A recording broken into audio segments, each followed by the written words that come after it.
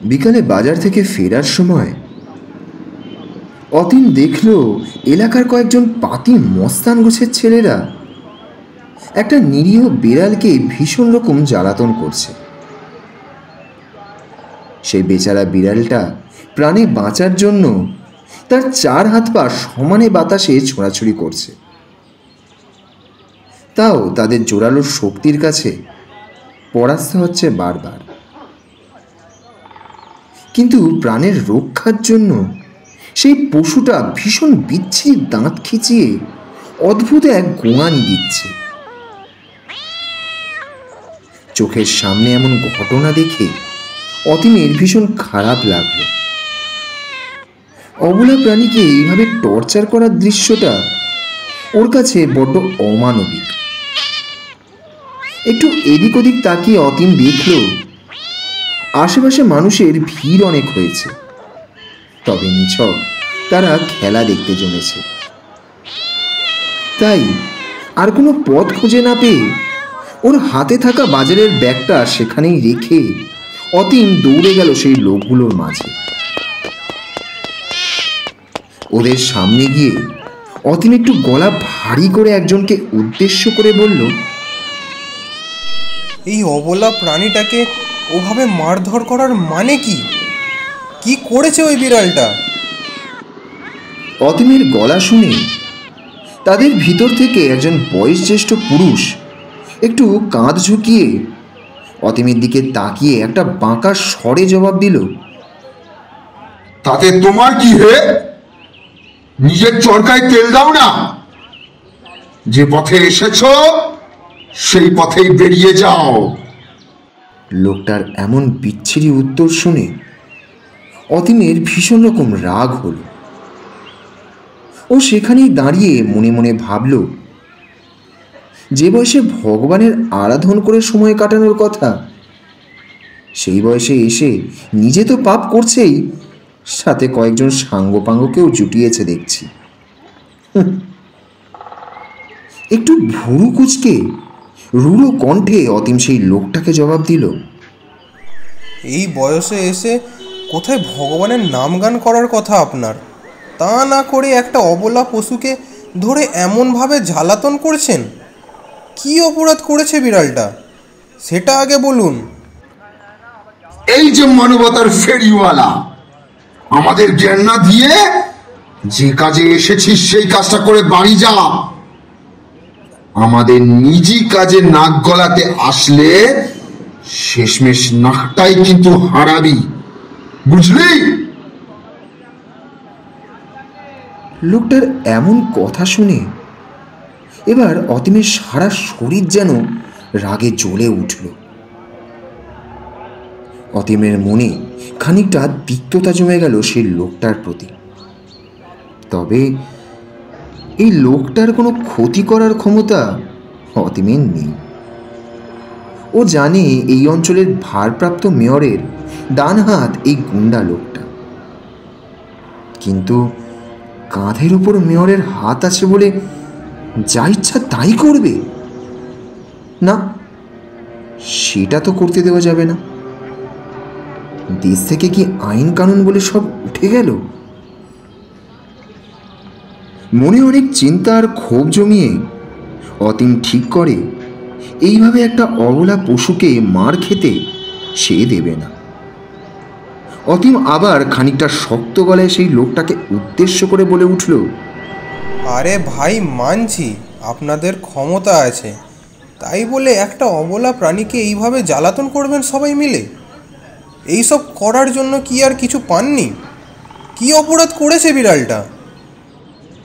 অতীনের এমন কথা শুনে দানবাকৃতির লোকটা এবার বিশ্রী একটা গালি দিয়ে বসল।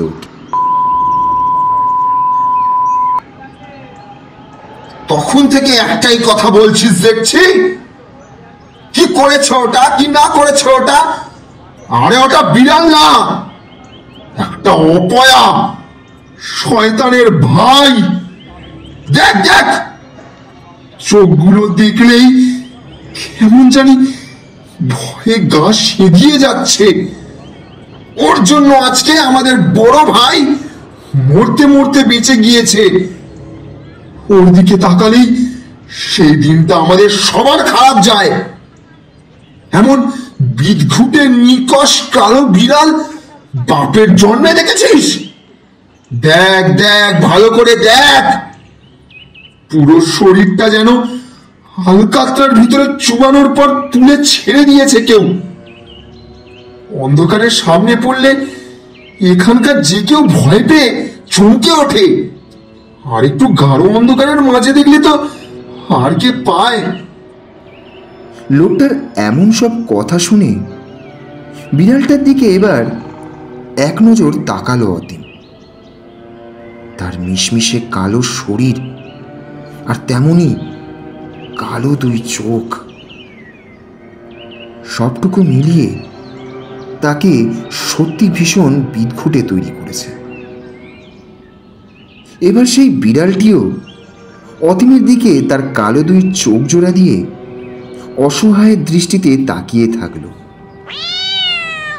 সে যেন তার চোখের করুণ চাহনি দিয়ে বোঝাতে চাইছে, দয়া করে আমাকে এদের হাত থেকে বাঁচাও, আমি নিরপরাধ, আমার কোনো দোষ নেই, ওরা আমাকে মেরে ফেলবে। এইবার অতীন মনে ভাবতে শুরু করে, ভাই বলতে এরা হয়তো এলাকার মেয়রকেই সম্বোধন করেছে। আর সত্যি কিছুক্ষণ আগে বাজার যাওয়ার পথে অতীন লোকমুখে শুনেছিল গাড়ির ব্রেক ফেল করে অ্যাক্সিডেন্ট করেছে এলাকার মেয়র। একটা দীর্ঘশ্বাস ত্যাগ করে শীতল গলায় অতীন আবার বলল, আচ্ছা শুনুন, আপনাদের ভাই অ্যাক্সিডেন্ট করেছেন আমিও লোকমুখে শুনেছি, তবে বিষয়টা হলো তিনি গাড়ি ব্রেক ফেল করে অ্যাক্সিডেন্ট করেছেন।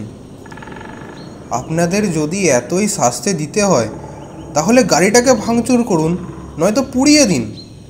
এখানে এই অবলা প্রাণীটার কি দোষ? তাকে এইভাবে মারধর করবেন কোন ভিত্তিতে?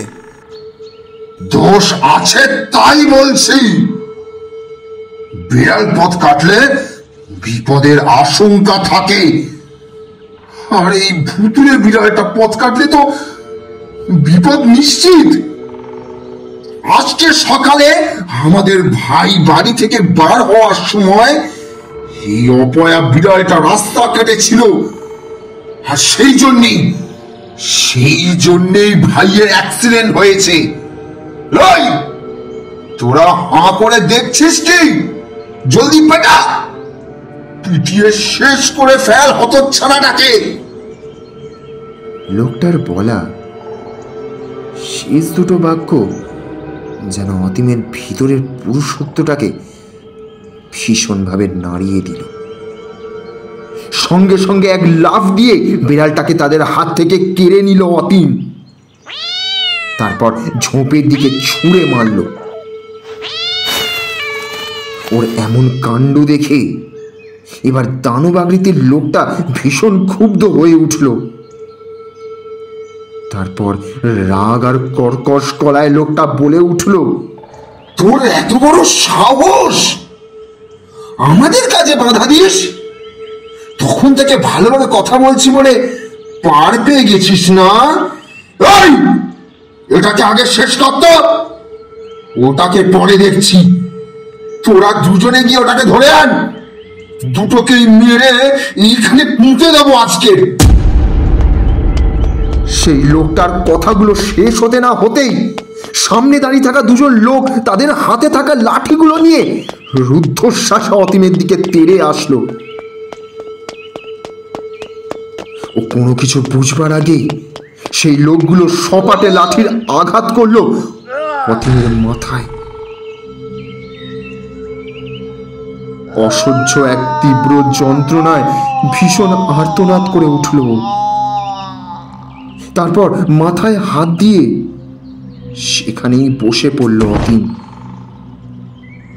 ও বুঝল ওর দুই হাত জোড়া অতিরিক্ত রক্তে ভিজে গিয়েছে, স্নায়ুগুলো ক্রমশই অবশ হয়ে আসছে, হাত পা ভীষণ থরথরানি দিয়ে কাঁপছে।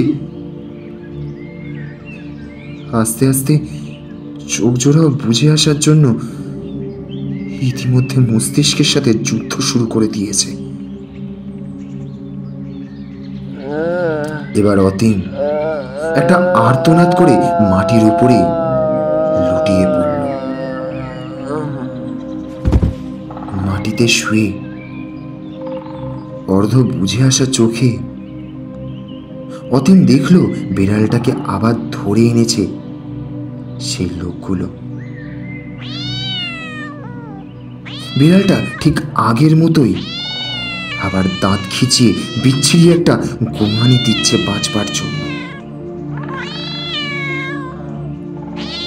একজন লোক দড়ি দিয়ে তার 4 হাত পা বেঁধে অতীনের সামনে তাকে ফেলে দিল।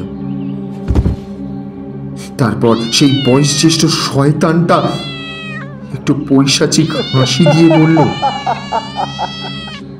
এই যে পশু দরদের ফেরিওয়ালা, এইবার কে রক্ষা করবে পাজি বিড়ালটাকে? এনে দেখ, দেখ তোর চোখের সামনে কি করি আমরা। এই বলেই 4 জন একসাথে তাদের হাতে থাকা লাঠি দিয়ে বিড়ালটার মাথা বরাবর সজোরে আঘাত করে বসল। বিড়ালটা তাদের শক্তির কাছে হার মেনে লাঠির আঘাত খেয়ে বাচ্চা শিশুর মতো 4 হাত পা ছড়িয়ে আর্তনাদ করে উঠল। তারপর মুহূর্তের মধ্যেই আবার নিস্তব্ধ হয়ে গেল তার গলার স্বর। তবে মূর্ছে পড়ার আগের মুহূর্ত পর্যন্ত বিড়ালটা 2 চোখের দিকে অপলক দৃষ্টিতে তাকিয়ে রইল অতীন। বিড়ালটাও ছলো ছলো দৃষ্টি নিয়ে ওর চোখের দিকে তাকিয়েই এই দুনিয়ার মায়া ত্যাগ করল। অসহ্য যন্ত্রণা আর অবলা প্রাণীটাকে বাঁচাতে না পারার তীব্র কষ্টে অতীনের চোখ জোড়া অশ্রুতে ভরে উঠল। এইবার সেই লোকগুলোর প্রতি পাহাড় সমান ঘৃণা নিয়ে ধীরে ধীরে ওর চোখ জোড়া বুঝে গেল।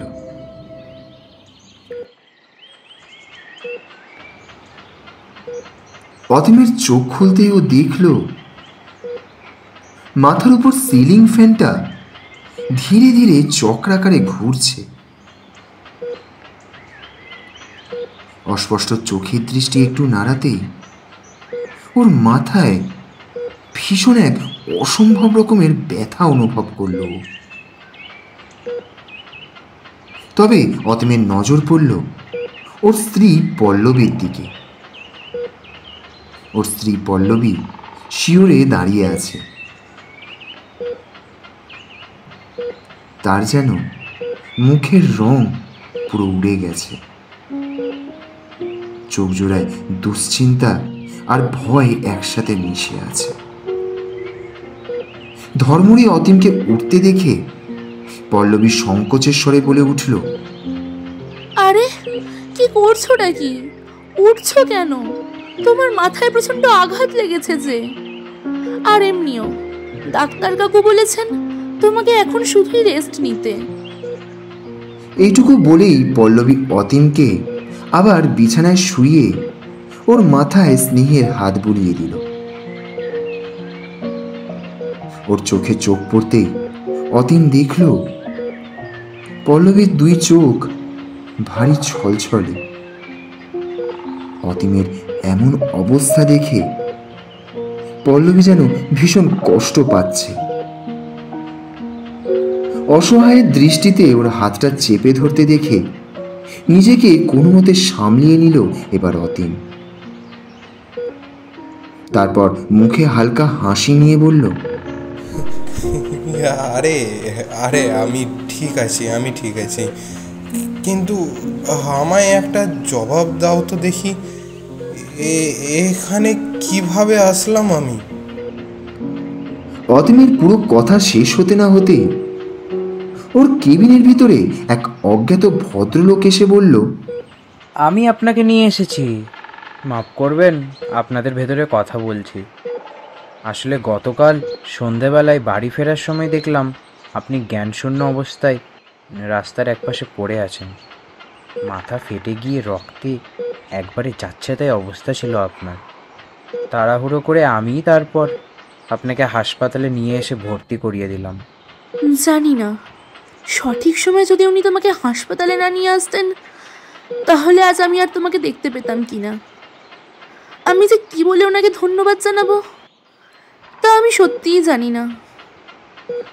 দাদা, আপনার এই ঋণ পরিশোধের অযোগ্য আমি। এ বাবা, আরে না না, মানুষ মানুষেরই জন্য। আর বোনের চোখে জল দেখতে যে এই দাদার একটুও ভালো লাগছে না। জল মুছে নাও। আচ্ছা বোনটি, আমি এখন যাই তাহলে। অন্য আরেক সময় এসে না হয় দেখে যাব, কেমন? ঠিক সেই সময় অতীন একটু হকচকিয়ে ওঠে। তারপর সেই ভদ্রলোককে জিজ্ঞেস করে, আচ্ছা আচ্ছা, দাদা, আপনি ওখানে আর কাউকে দেখতে পাননি? মানে ওখানে আমার পাশে একটা বিড়ালও ছিল, ওটাকে দেখতে পাননি? বিড়াল? কই, না তো। আমি শুধু আপনাকেই দেখেছিলাম, আর দেখলেও হয়তো অতটা ভ্রুক্ষেপ করিনি। আপনাকে হাসপাতালে আনার তাড়াহুড়োতে হয়তো অন্য কিছু দেখবার আর সময় হয়ে ওঠেনি। আর তাছাড়া ডাক্তার বলেছেন আপনার মাথায় গভীর চোট লেগেছে। অযথা চিন্তা করলে নিজে তো কষ্ট পাবেনই, সাথে আপনার পাশের যে মানুষটা বসে আছে তারও দুশ্চিন্তা আর কষ্ট দুটোই বাড়বে। ওইসব চিন্তা ঝেড়ে ফেলে দিয়ে একটু ঘুমানোর চেষ্টা করুন। ব্রেনকে একটু রিফ্রেশ হতে দিন। যাই হোক, আমি এখন যাই, পরে এক সময় এসে আবার দেখে যাব। সেই ভদ্রলোকটি অতীনের কোনো উত্তরের আশা না করেই কেবিন ছেড়ে বেরিয়ে গেল। অতীন পল্লবীর দিকে এবার চোখ ঘুরিয়ে তাকাল। ওর চোখ দুটো ভীষণ টলমল করছে। পল্লবীকে কোনো প্রশ্ন করার সাহস হলো না অতীনের। চুপচাপ ওর দুই হাত ধরে চোখ বন্ধ করে শুয়ে থাকলো অতীন। এমনভাবেই কেটে গেল 2 সপ্তাহ। আজ এতগুলো দিন পর হাসপাতাল থেকে রিলিজ দিয়েছে অতীনকে। এখন অনেকটাই সুস্থ হয়ে উঠেছে ও। তবে মাথার আঘাতটা এখনো পুরোপুরি সেরে ওঠেনি। এখনো অতীনের মাথায় ব্যান্ডেজ বাঁধা আছে।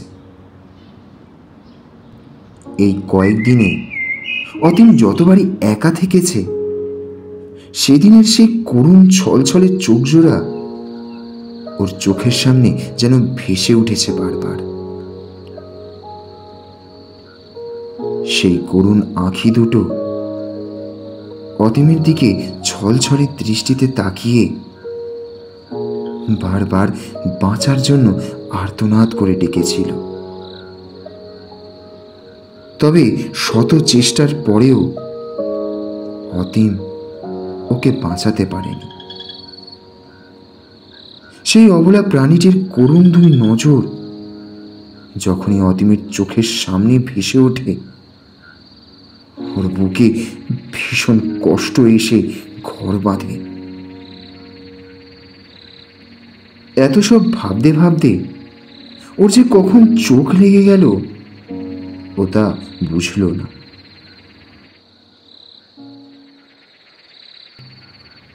এখন মাঝরাত। গভীর ঘুমে আচ্ছন্ন পল্লবী আর অতীন। তবে ঘুমের ভিতরে একরকম অস্বস্তি অনুভব হওয়াতে হঠাৎ করেই ঘুমটা ভেঙে গেল অতীনের। তন্দ্রা ভরা চোখের ঘোর কাটতে অতীনের মনে হলো যেন ঘরের ভিতরের বাতাস কেমন জানি ভারী হয়ে উঠেছে। ডিম লাইটের ঘোলাটে আলোতে জানলার দিকে চোখ পড়তেই অতীমের তন্দ্রাচ্ছন্ন ভাবটা হঠাৎ কেটে গেল। চোখ জোড়া ভালো করে মুছে জানলার দিকে তাকাতেই ওর মনে হলো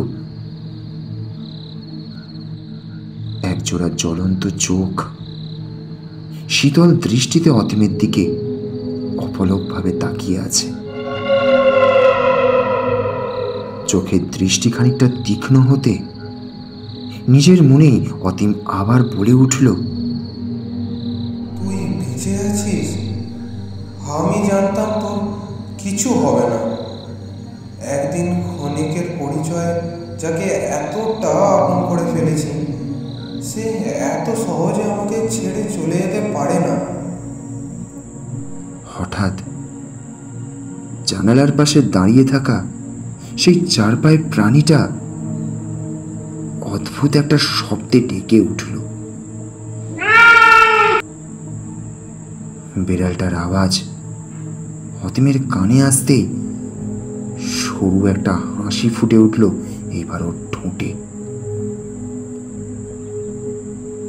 গ্রিলের ওপারে বসে থাকা সেই ছায়া এবার যেন জানলা ভেদ করে ধীর গতিতে ভিতরে প্রবেশ করছে।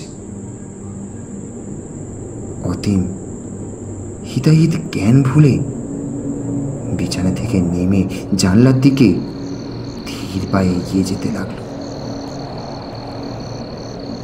তবে জানলার কিছুটা কাছে যেতেই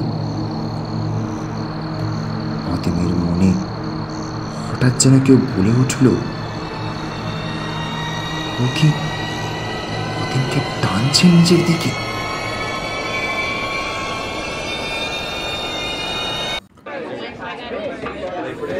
এলাকার মেয়রের 65তম জন্মদিন আছে।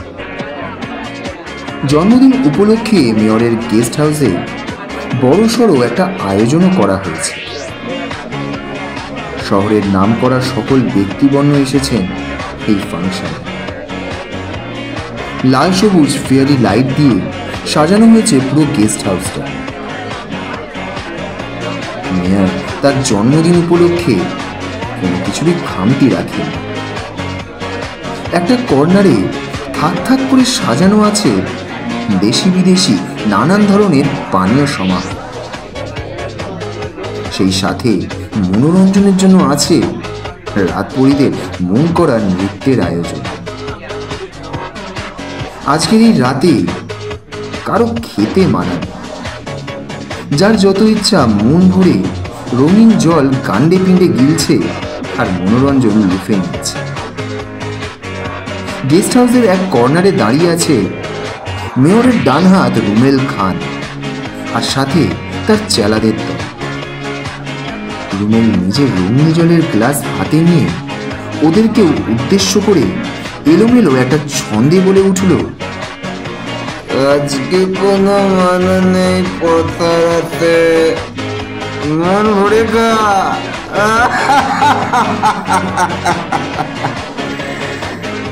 রঙিন জল কে হারা বাড়ির পথে ঠিকানা রইবে না তো কারো জানা। রুমেলের পাশে দাঁড়িয়ে থাকা সবার কনিষ্ঠ রতন এবার বলে উঠল, বড় ভাই, এগুলোর ভেতরে সবচাইতে দামি কোনটা সেইটাই আমি খাবো, না হলে কিন্তু ছোবো না বলে দিলাম। এই কে আছিস? ছোকরাটাকে এক গ্লাস রেড ওয়াইন দে তো। যেটা দিচ্ছি খেয়ে দেখ। জীবনে শুধু নাম শুনেছিস, আজ আমার দৌলতে তোর পেট পর্যন্ত চলে যাবে, বুঝলি? এই হলো রুমেলের পাওয়ার। যা বলেছো কিন্তু দাদা, পাওয়ার।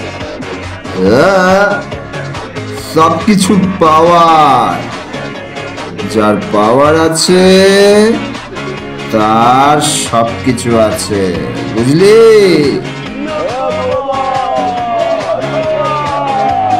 এই ওয়েটার, একজন নয়, সবাইকে একটা করে রেড ওয়াইনের বোতল দে।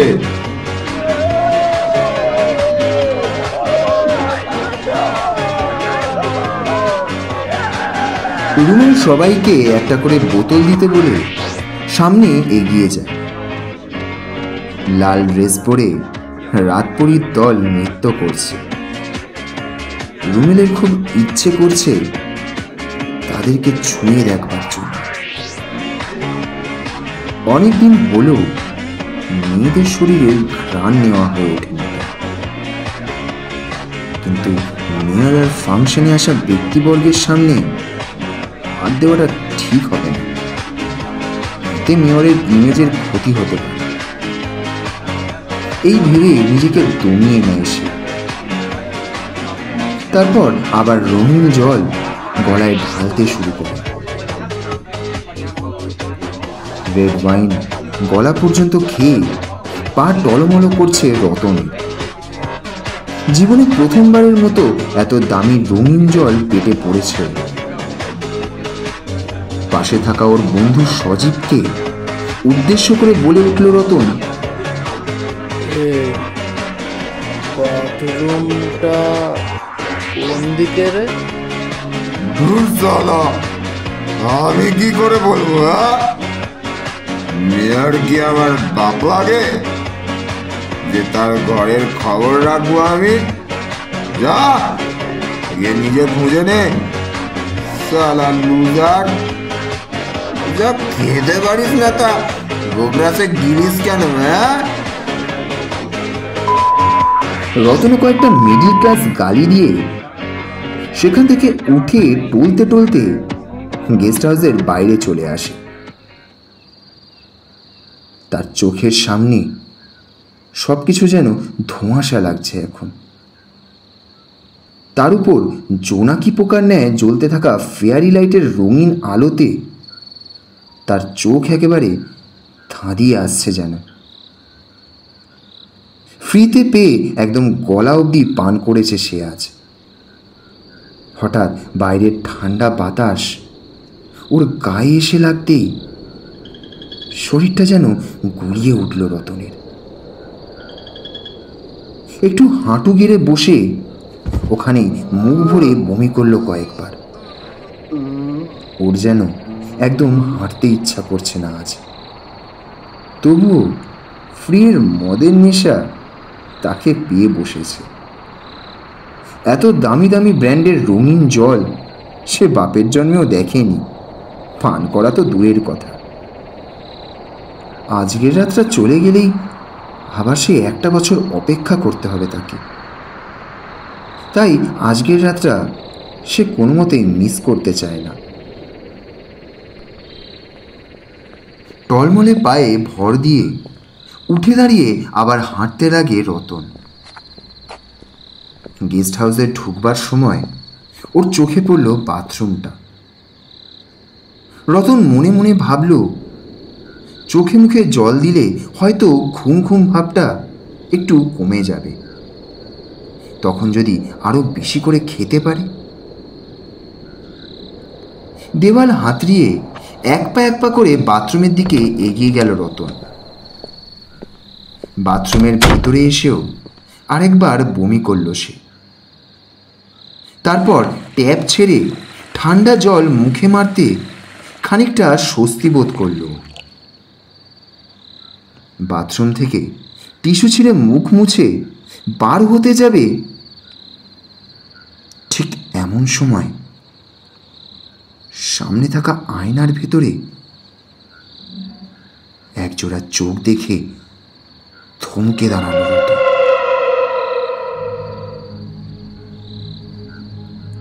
নিজের চোখ দুটো আবার ভালো করে কচলে আয়নার দিকে তাকালো এবার রতন।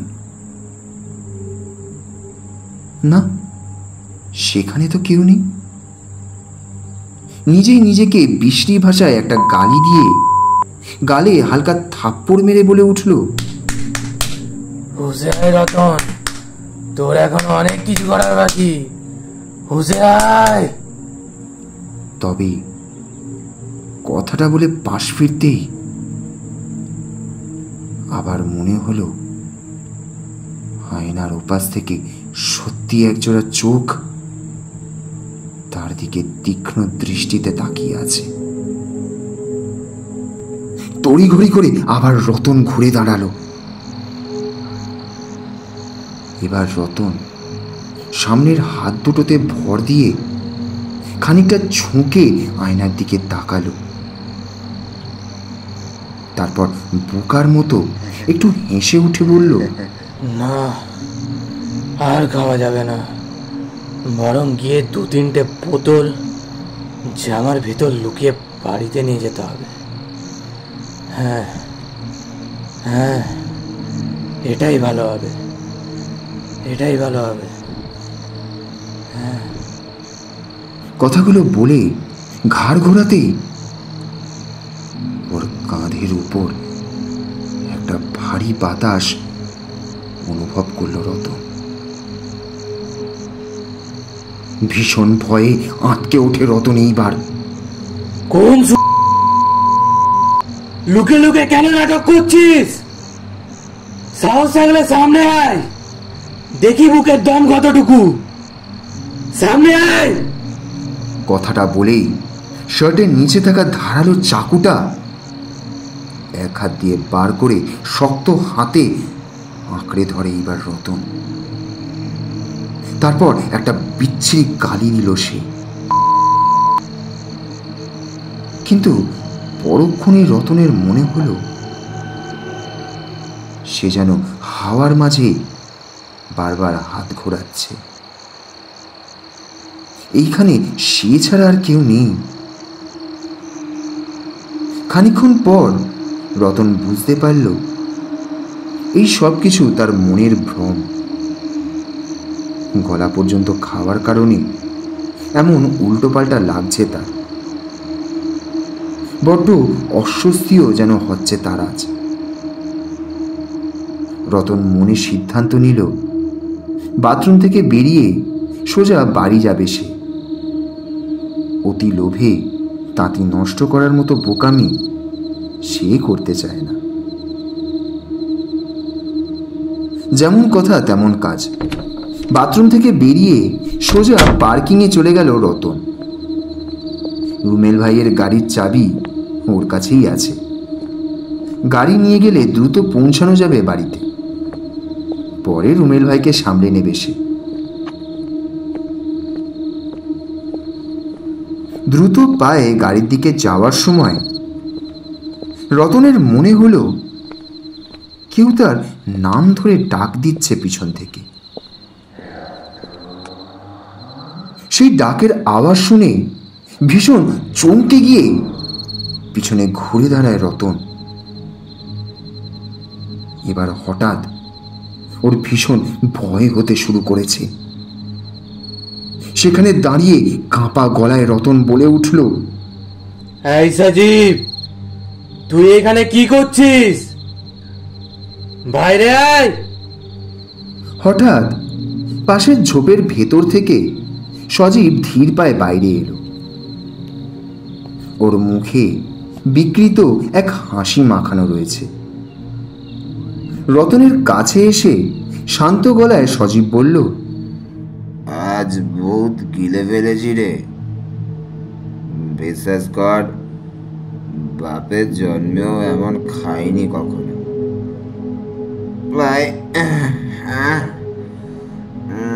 পায়ে হেঁটে বাড়ি যাওয়া একবারে অসম্ভব। চল, আমাকে গাড়ি করে নামিয়ে দিয়ে আসবি, চল। আমিও চলেই যাচ্ছিলাম রে। রুমেল ভাই তো আজ এখানেই রাত কাটিয়ে দেবে। আর ফিরোজ, সেও তো আর কম মেয়ে ছেলেবাজ নয়। দেখবি একজনকে না একজনকে ধরে দিব্যি রাতটা পার করেই দেবে।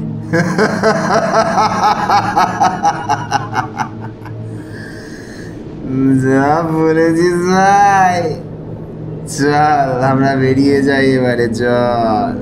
হ্যাঁ হ্যাঁ, চল চল চল তাহলে।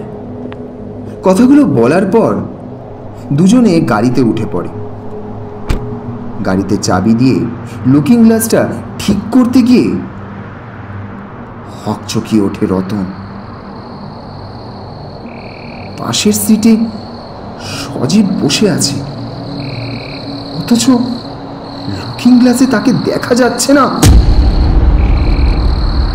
এবার রতন ভীষণ চমকে উঠে এক পলক কান্নার দিকে তাকায়, তারপর আবার পাশের দিকে তাকায়, কিন্তু না, পাশের সিটে সজীব বসে থাকলেও গাড়ির লুকিং গ্লাসে সজীবের শরীরটা সম্পূর্ণ অদৃশ্য।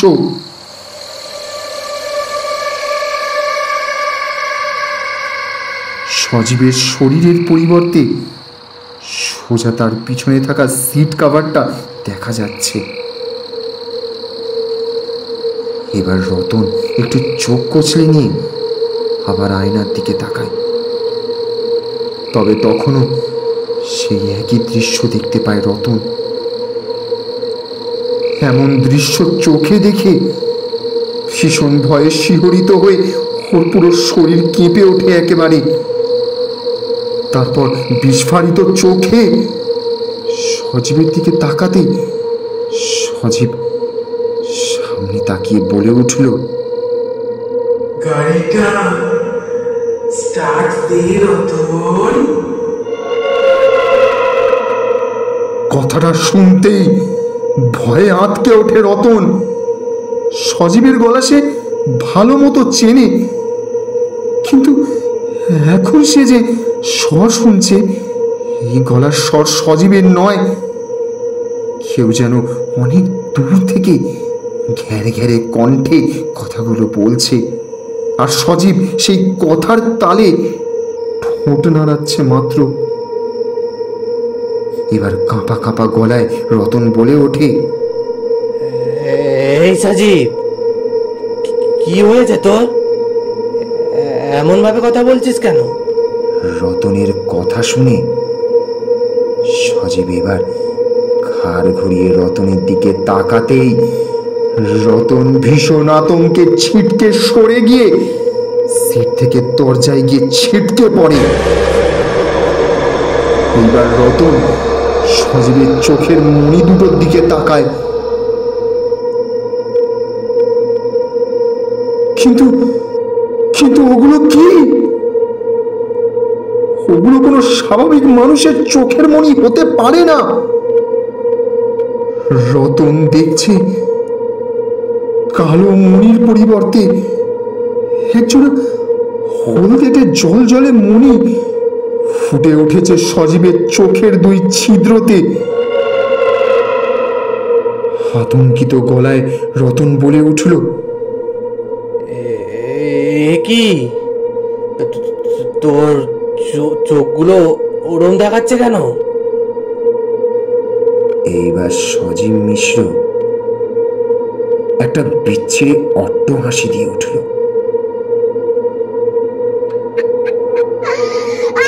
সেই হাসি যেন ভীষণ বিদ্রুপী এবং ভয়ঙ্কর। খানিকক্ষণ পর সজীব বলে ওঠে, কেমন দেখাচ্ছে রে? বিড়ালের চোখের মতো, তাই না?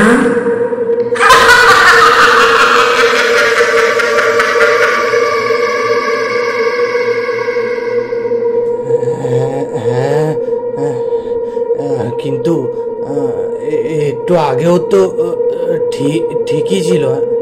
হ্যাঁ,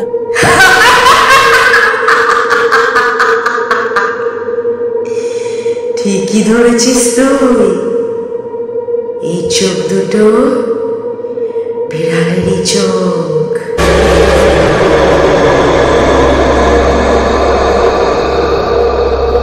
তার কথাটা শেষ হতেই রতন দেখল সজীবের রক্ত মাংসের শরীরটা ধীরে ধীরে দুমড়ে মুচড়ে বেঁকে যাচ্ছে। এমন ভয়ানক দৃশ্য দেখে রতনের পুরো শরীর যেন ঠান্ডা পাথরের মতো হয়ে গেছে। মেরুদণ্ড পেয়ে সমস্ত ভয়ে যেন নিংড়ের রক্তের শিরায় শিরায় পৌঁছে যাচ্ছে ধীরে ধীরে।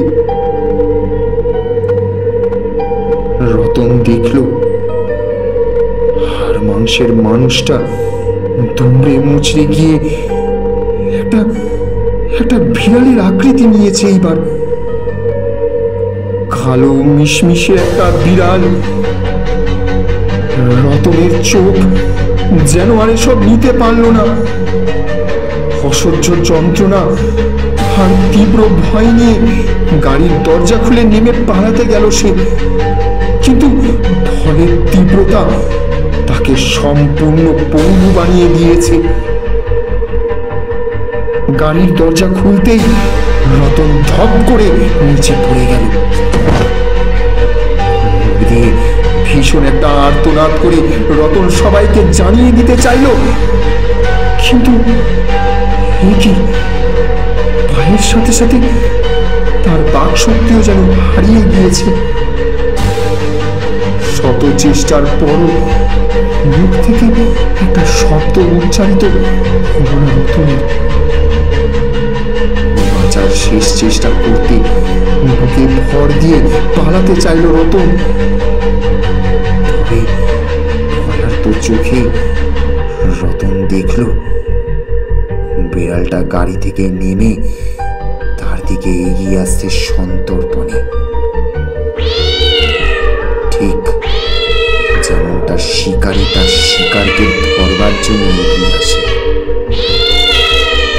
রতন একবার ঘাড় ঘুরিয়ে সেদিকে তাকালো।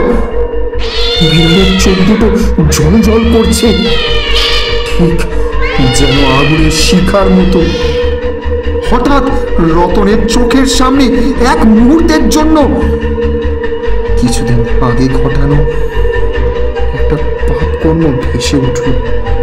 স্থির চোখে সে দেখল রতন নিজে সহ আরো তিনজন একটা বিড়ালকে বেঁধে মাটিতে ফেলে রেখেছে। বিড়ালটা হাত পা ছুঁড়ে বাঁচার জন্য আর্তনাদ করছে, আর ওরা চারজন পৈশাচিক হাসি নিয়ে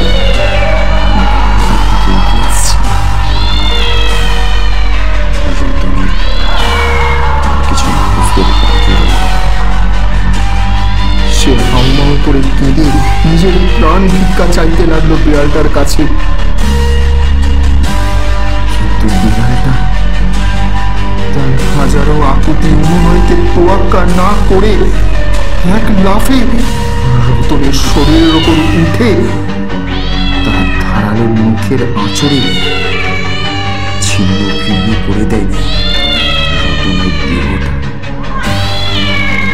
সুচালো সদন্ত দিয়ে একের পর এক কামড় বসিয়ে রতনের শরীর থেকে খুবলে খুবলে মাংস আলাদা করতে লাগলো।